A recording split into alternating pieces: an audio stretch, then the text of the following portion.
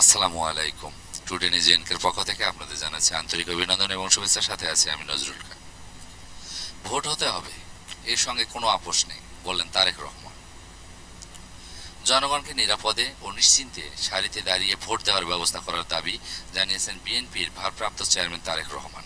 তিনি বলছেন, মানুষ যাকে ইচ্ছা ভোট দেবে, যাকে ইচ্ছা করবে না দেবে না, কিন্তু ভোট হতে হবে, এর সঙ্গে কোনো আপোষ নেই।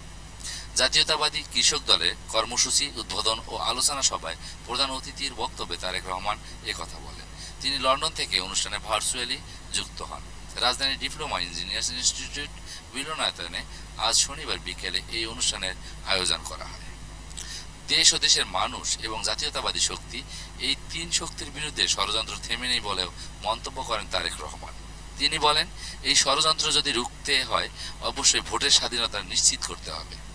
আগামীকাল 10ই নভেম্বর থেকে 3 মাস সারা দেশের ইউনিয়ন পর্যায়ের কৃষক সমাবেশে করার কর্মসূচি নিয়েছেন বিএনপির অঙ্গ সংগঠন দল কৃষক। তারেক রহমানের এই কর্মসূচি উদ্বোধন করেন। সংগঠনের নেতাকর্মীদের উদ্দেশ্যে বিএনপির ভারপ্রাপ্ত চেয়ারম্যান বলেন, এই কৃষক সমাবেশে আপনারা বহু শ্রেণীর পেশার মানুষের সঙ্গে কথা বলবেন। প্রত্যেককে একটি বার্তা দিতে হবে যে, ভাই, তুমি যেই রাজনীতিতেই বিশ্বাস করো না কেন, একটি জায়গায় এসে দাঁড়াও, অর্থাৎ তোমার যাকে ইচ্ছা ভোট দাও, কিন্তু ভোট যাতে হয় এই ব্যবস্থাটা করতে হবে। যে কোনো মূল্যে ভোট হতে হবে। তারেক রহমান বলেন, ভোট হতে হবে, এই ডার্মি নির্বাচন হতে পারবে না, নিশিরাতের ভোট হতে পারবে না, দিনের আলোতে ভোট হতে হবে। যাকে খুশি ভোট তাকে দেওয়ার স্বাধীনতা থাকতে হবে। নিরাপদে ভোট দেওয়ার স্বাধীনতা থাকতে হবে। লাইনে দাঁড়াবে, ভোট দিয়ে চলে আসবে, তার মত সে প্রকাশ করবে, কোনো ভয়ভীতি থাকবে না।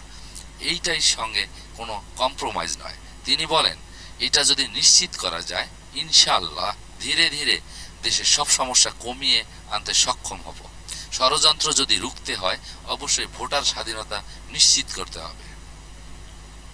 নানান ষড়যন্ত্রের কথা উল্লেখ করে বিএনপির এই নেতা বলেন, ষড়যন্ত্র যে থেমে নেই, আপনার প্রতিনিয়তই পত্রপত্রিকার খবরে এবং সোশ্যাল মিডিয়ার মাধ্যমে শেখ হাসিনার প্রতি ইঙ্গিত করে বিভিন্ন টেলিফোন আলাপের মাধ্যমে জানতে পারছেন।